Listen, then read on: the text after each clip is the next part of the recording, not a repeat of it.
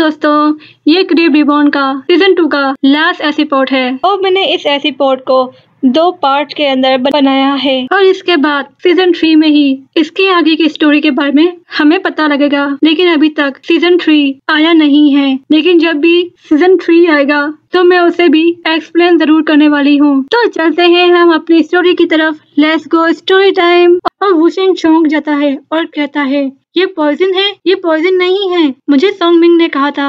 तो डाइवुजी हंसता है, क्या वो अभी तक जिंदा है? और डाइवुजी कहता है, अपनी आंखें खोलो और देखो, मैंने सोंग फैमिली को तकलीफ पहुंचाई है। क्या तुम्हें लगता है सोंगमिंग मुझे इतनी आसानी से छोड़ देगा? और मैं थर्ड एल्डर डाई फैमिली से हूँ और मैं काफी सालों से छुपा हुआ हूँ और डाई फैमिली ये बात नहीं समझने वाली। लेकिन देखा जाए तो मेरे मरने से डाई फैमिली को बहुत ही बड़ा नुकसान होगा, पर सोंग फैमिली को तो किसी चीज का भी कोई लॉस नहीं होगा। और तुम बहुत ही बड़े बेवकूफ हो, क्योंकि अगर तुम मुझे वुयू सिटी में मार डालोगे तो इस सिटी का लोड भी तुम्हें नहीं छोड़ने वाला और अब तुम कब तक जिंदा रहोगे? सोंगमिंग ने एक तीर से 3 निशाने मारे हैं और सोंगमिंग ने एक तीर से 3 निशाने मार दिए हैं और डाइवुजी के मुंह से खून निकल रहा होता है। तो वुशेंग पूछता है, अगर तुम्हें कुछ हुआ क्या वी भी मर जाएगी?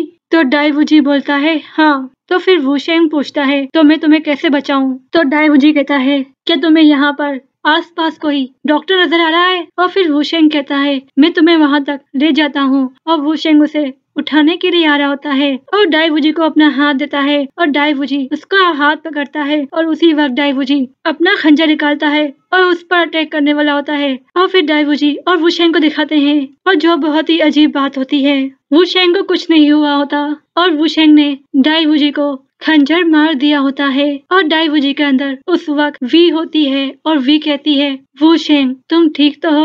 और फिर वी गिर जाती है और वुशेंग उसको पकड़ लेता है और कहता है, और वो वी से माफी मांग रहा होता है और वुशेंग उसे कहता है, तुम ज्यादा बात नहीं करो, मैं तुम्हें डॉक्टर के पास लेके जाता हूँ। पर वुशेंग आइस पर होता है और वो उसे उठाकर लेके नहीं जा पाता। तुम मुझे कहते हो कि हर चीज को बहादुरी से फेस करो, तो तुम रो क्यों रहे हो? और अब मैं दूसरी दुनिया में जाऊंगी और जहाँ पे मैं फिर से अपनी फैमिली से मिल पाऊंगी। और वी उसे एक बॉक्स देती है और कहती है, मैं तुमसे इस चीज से हमेशा कनेक्ट रहूंगी। और ये सीन बहुत ही रुला देने वाला होता है। वी कहती है, मुझे भूलना नहीं। और वुशेंग कहता है, मैं तुम्हें कभी नहीं भूल सकता।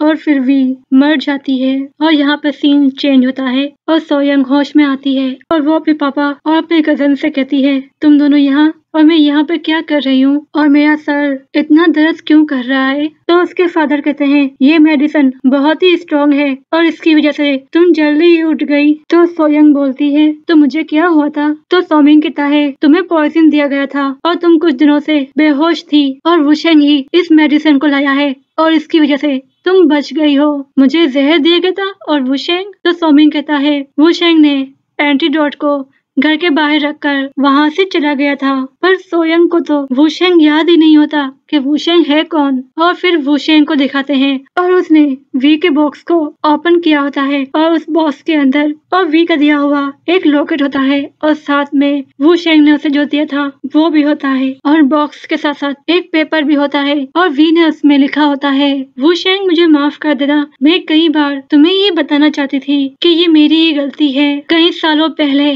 मैं अपने अबू के एक रूम में चली गई और वहाँ खेलने लग गई और वहाँ पर मैंने बहुत ही खूबसूरत सी यंग सोल देखी और मैं उससे खेलने लगी और गलती से मैंने उसे ऑब्जर्व कर लिया अपने जिस्म के अंदर। और जिसे मैंने ऑब्जर्व किया था वो कोई आम स्पिरिट नहीं थी, वो 8 लेवल की light and ill young soul spirit थी और इसकी वजह से मेरी पूरी फैमिली मारी गई और मैंने अपनी फादर को भी हर्ट किया है। और फोर्थ टीचर ने छुपके से मेरी जान बचा ली, पर मैं ये सब कुछ हैंडल नहीं कर पाई और मैंने बहुत सारे दिन तकलीफ में गुजारे। और फिर एक दिन डाइवुजी मेरे पास आया और उसने कहा, डरो नहीं, मैं तुम्हारा भाई हूँ और मैं तुम्हें हर चीज से बचाऊंगा। तो मैंने उसे एक्सेप्ट कर लिया और फिर मैं अंदर जीने लगी और वो मेरे बाहर। और फिर मैंने बहुत सारे लोगों को अपनी आंखों के सामने मरते हुए देखा, जो मर गए थे और मेरे हाथ खून से भरे हुए थे। फिर मैं डाई फैमिली से दूर जाकर वुयू सिटी में रहने लगी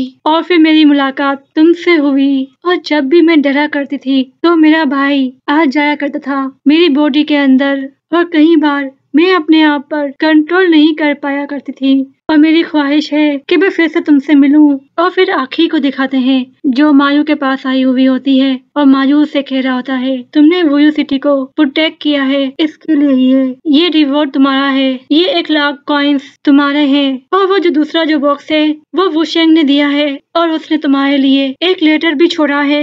और वुशेंग वुयू सिटी से जाते हुए उसने मुझसे कहा था कि मैं तुम्हें ये दे दूं अगर मैं तुमसे आगे के वक्त में फिर से मिला, और मैं उस लड़की को शुक्रिया अदा करूंगा जिसने मेरी जान बचाई। समंदर के पास कुछ लोग जमा होते हैं और उन लोगों ने कुछ डेड बॉडीज को निकाला हुआ होता है। वुयू सिटी में तो किसी को भी मारना अलाउ नहीं है। और उन लोगों में मास्टर लू के सिपाही होते हैं और साथ में वी जैसे कपड़े पहने हुई एक लड़की भी होती है। अगर आप लोगों को याद होगा, जब वी टावर पर बंधी हुई थी तो वो पानी में गिरी थी और रियल में वो वी तो थी ही नहीं, तो वो कोई और लड़की थी और उसने वी जैसे कपड़े पहने होते हैं, तो सभी को लगता है कि ये वी है और वो अब मर गई है। और वहाँ का एक आदमी कह रहा होता है, वुयू सिटी के अंदर वू शेंग ने डाई वूजी को मार डाला है और अब वो यहाँ पर जिंदा नहीं रह सकता। अगर उसे कोई भी देखे तो उसे मार दिया जाए। और गायू भी ये पढ़ रही होती है और कहती है, काश मैं टीचर की हेल्प कर पाती। तो टैंकवाई भी कहती है, तुम टेंशन नहीं लो,